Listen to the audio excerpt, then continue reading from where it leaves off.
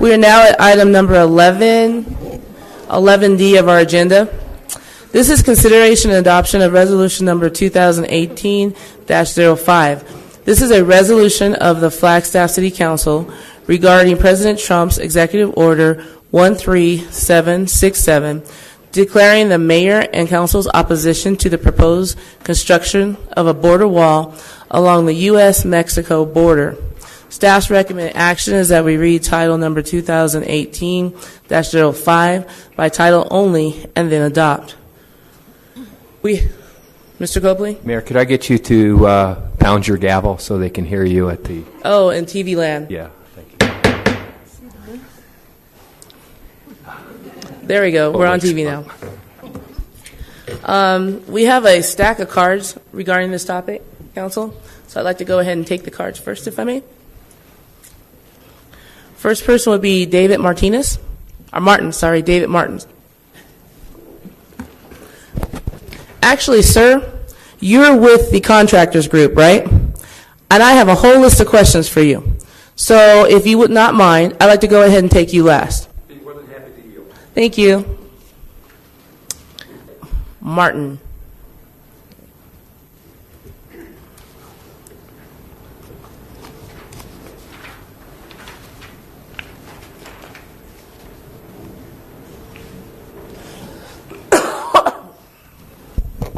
Good evening, Good evening, Mayor, members of the council.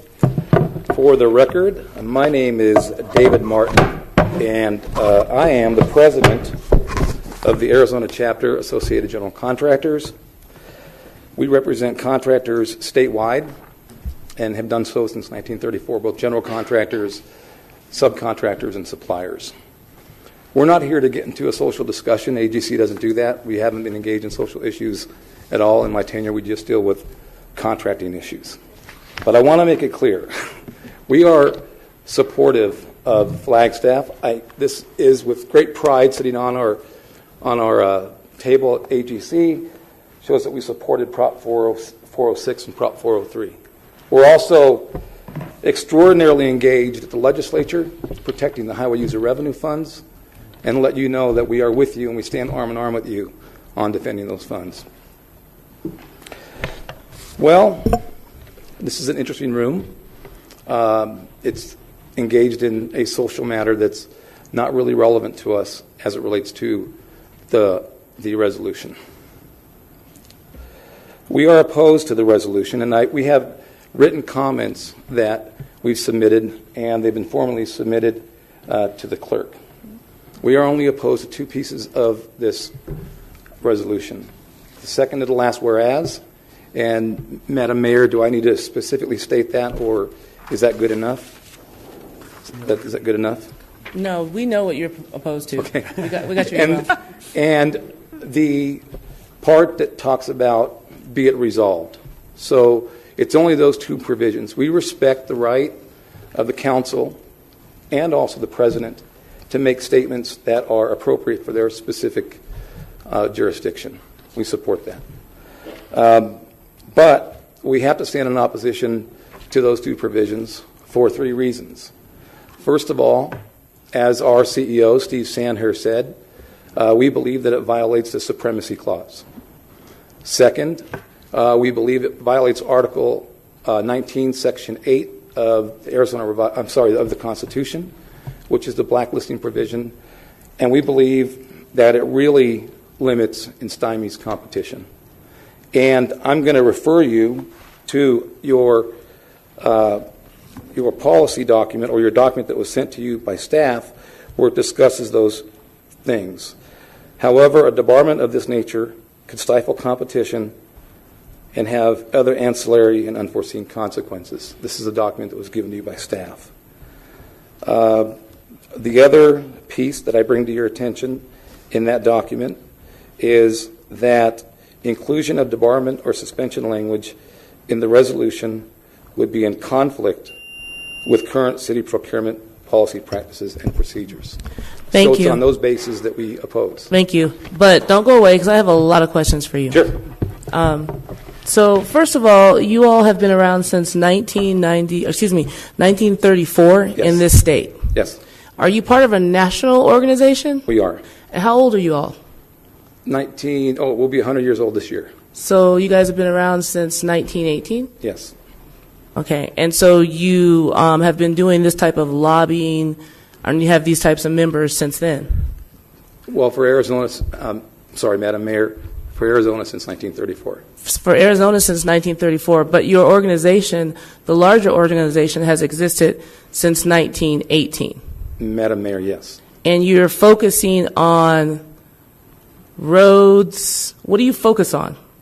Madam Mayor, members of the council, our members focus on highway, heavy, municipal utility construction, and federal construction. We have another chapter called the Arizona Builders Alliance, which does the vertical work. So when you think of the Arizona chapter AGC, think of all the horizontal construction. Those are the contractors that we represent.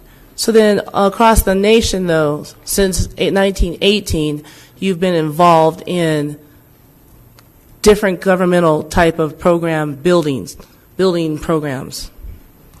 Madam Mayor, members of the council, yes. Okay. Do companies pay to be a part of the national organization and the statewide organization? Madam Mayor, members of the council, yes. So do all the general contractors in Arizona belong to your group? Madam Mayor, members of the council, no. Why not? Why not? Madam Mayor, members of the council, you'd have to ask those folks that aren't members. I can't answer that. So belonging to your group is selective? Madam Mayor, members of the council, belonging to our group is voluntary. Voluntary. How much does it cost to belong to your group? Madam Mayor, members of the council, it depends on the size of the contracting firm. So depending on how large the organization is how much their dues, how much dues they pay? Madam Mayor, members of the council, yes. So in the letter that you sent us, you said that if contractors don't belong to your organization, it was in the letter that you sent us, then they're not quality contractors. But that's not actually true. It just means that they voluntarily didn't sign up for your organization. Madam Mayor, members of the council, I don't recall that being in our document at all. Well, it's saying that if people who are barred from building the wall are not allowed to then do other projects, then they are not quality contractors.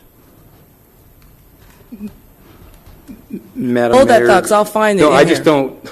I would never put a statement like that in our documents. Okay, I'll find it in here because I highlighted it. So my next question is, how much does your organization get from dues a year? Our organization, between dues and event revenue, is just over $1 million. Okay. How much you guys spend on lobbying annually? It depends on the year. What's a ballpark figure? It really honestly depends on the year. It can be anywhere from $10,000 to $100,000. So, and first of all, I want to say thank you for coming here tonight. I'm pretty sure that it was definitely difficult. You're the only person that is here speaking in opposition, and I think it's a brave thing to come up, and speak your piece and speak what you believe in. So I want to say that I appreciate that. Madam Mayor, may I qualify that statement? I want it to be extraordinarily clear that we, again, are not taking on the social issue of whether the border is appropriate or not. We are just merely here for those two provisions. That's it. So if the council were to strike those two provisions, we would not take a position on the resolution. And I would say, sir, that I disagree with that. And I'll tell you why in just a minute. But the statement in your letter that you sent to us says, they are dissuading many of the most qualified and competent engineering and construction companies from participating in any extension of the border wall. Okay, that was the statement. So by us passing this resolution, you're saying that these companies don't want to have anything to do with the border wall. Madam Mayor, members of the council, I believe you're reading from Mr. Sandhair's letter. Yeah. And he is emphatic about stating that states and counties and cities that pass this type of language are having their intended effect of dissuading folks from bidding on the wall. And so, and you can go ahead and sit down if you want to, because the rest of what I have to say isn't necessarily questions. It's more of just a statement, per se. Are there any other questions, Madam Mayor? Does anyone else have any questions? Thank you very much for your time. Thank you. I think it's interesting that we have a group saying that they are not interested in the social aspects of this, because I personally don't see a way to really separate the personal aspects of this from the money aspects of this. I think that they are tied very closely together. When I received the documents from this particular group, I went and did research. I printed things out. I read our Constitution 3 different times. I looked up case law regarding resolutions from city councils because I thought that was important to do. One of the things, in understanding that the group has actually been around since 1918, I have questions. I wonder how they stood when it came to the building that was going on in Germany. I wonder how they stood with the building that was going on in the South and the cotton mills and things like that. I just have those questions. I also wonder what would happen in this country if groups that had this type of power stood on the side of right just one time.